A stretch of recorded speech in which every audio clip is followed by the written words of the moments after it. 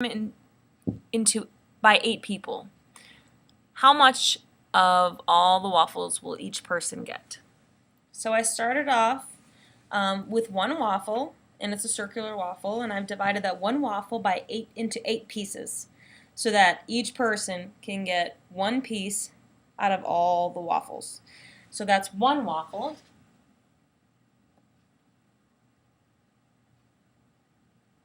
Two waffles. 3 waffles.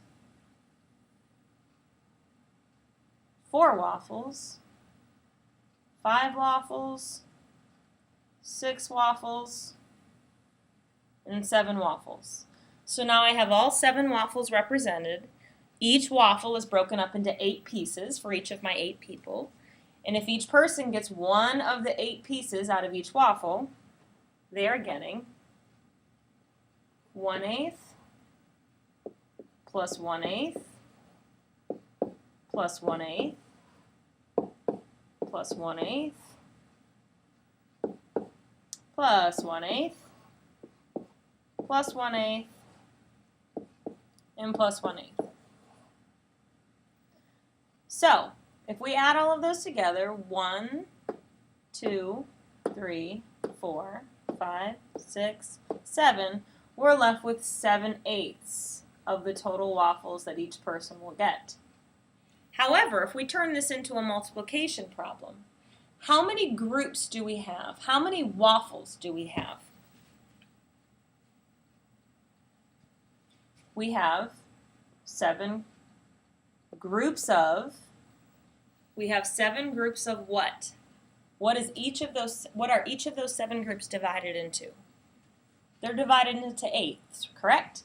So we have 7 groups of 8ths, which equals 7/8 as well.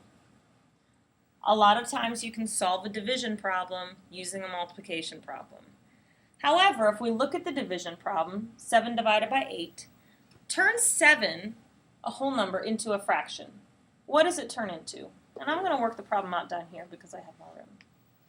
7 as a whole number turns into a fraction, 7/1. 8 as a whole number looks like 8/1, correct?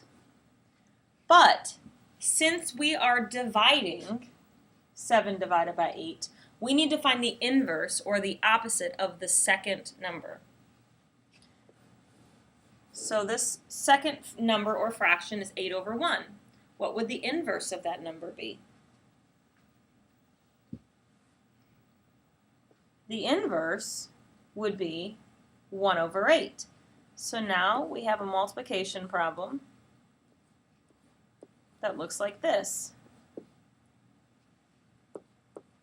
And that is why our answer is 7/8.